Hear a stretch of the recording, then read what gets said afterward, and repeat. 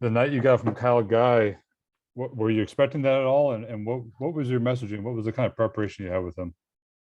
Uh, yeah, we had a walkthrough this morning. The guys had some individual workouts last night, so they were able to touch the ball, get a little bit of a sweat. Uh, but other than that, it wasn't like we've had a mini training camp or anything. The good thing about it is these guys are coming off of their, G League season. So they're in shape, they're in rhythm.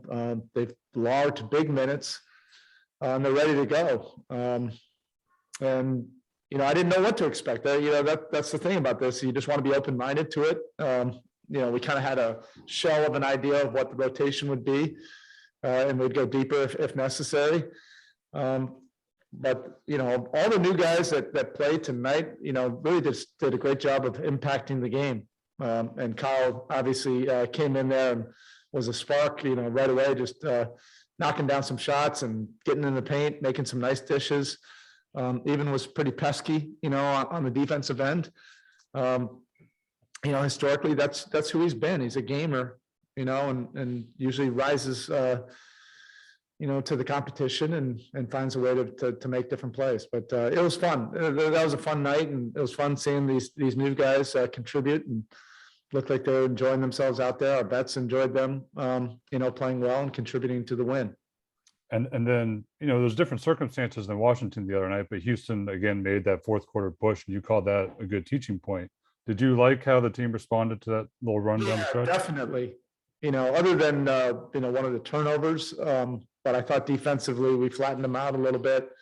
We defended the 3-point line better, and that's make or miss. They could make some of those shots, but we were there. At least that was different. It didn't feel like they were wide open threes.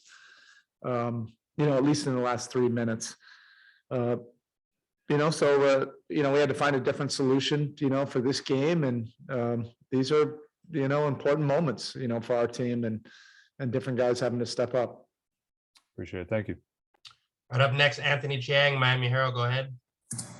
Hey, Spo, we talked about it a few games ago, but the way Jimmy kind of changes the offense here, you guys have been obviously taking more threes because the free throw numbers up and down, but then I guess the free throw 11 times, the pressure he puts on the rim. Just how much of the offense kind of changes just when he's leading the way out there with Kyle? Yeah, but maybe, some of the menu changes, but, the overall philosophy is still the same, or at least very similar. Having that paint attack, having that immediate threat, to the paint, to the rim, and a guy that can get to the free throw line is super unique. So you can activate into your fourth quarter offense at any point during the game. But I thought the ball really moved well, and a lot of guys felt like they're involved as well. So that's always, a balance that you're trying to strike. But overall, I think the paint attacks and the open threes, it was a pretty good balance tonight. How much was Mario lobbying to get in tonight? And I guess what's the process going to be like just to get him ready for NBA minutes? He hasn't played, in the league in 4 years. Yeah, we're kind of going and figuring this out, minute by minute. So we'll have an opportunity, either here or in SAC to be able to get into the gym, tomorrow. I'm just open-minded to all of this. I mean, we're really just talking about a series of events that just happened in the last 48 hours. I would have liked to have gotten him in tonight. I know he really was, itching to get in there. He's a competitor. Of course, he'd want to get out there. It didn't happen tonight, but, very well could, at some point on this road trip. Thank you. Right up next, Ira Winderman. Go ahead.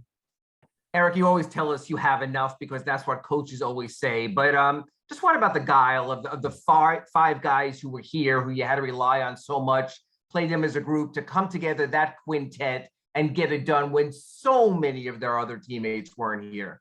Yeah, it was fun. I think the guys that have been with us all year really enjoyed it. And our guys are pros too, right? They're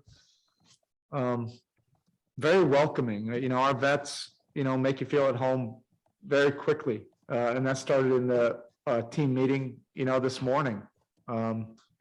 Jimmy coming in and shaking everybody's hand and introducing them to the Heat culture, having dialogue in the walkthrough, and then Kyle getting here tonight.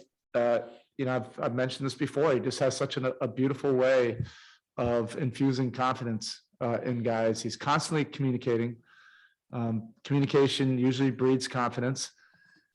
He's encouraging guys. He wants them to play and be aggressive. He's literally not ever even considering what his stat line looks like. He just wants to make guys comfortable so they can contribute and help us win. And I think you saw that tonight. And these are extreme circumstances for everybody, but these also can be memorable nights that you remember and have some fun, and guys get to enjoy the competition. Knowing everybody knows what we're about, the Heat. So, we don't have to pound it on people's head, like how important competition, how important it is for us to, approach this, to win. The new guys are familiar enough of what we're about. So, they just wanted to help and make sure we got the W at the end of the night. Thanks, Erik. All right, TD, you can take over in the room. You kind of touched on this a little bit. How challenging was it for you as a coach to piece things together this week with so many guys out? I'm not trying to judge it or even say that it's difficult. These are extraordinary times for everybody, in the world and in our association. And you have to show adaptability. And flexibility virtually every day. And you try to find solutions. And then amidst all of this, we're still able to keep the business going, still able to compete, still able to do what we love,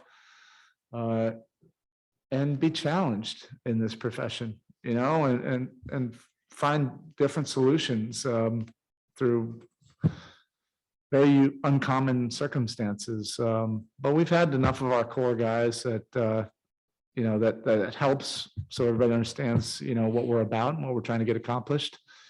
And looking back on it, you hope that these can be like meaningful experiences that can help you down the line as well. Okay, thank you. Happy New Year.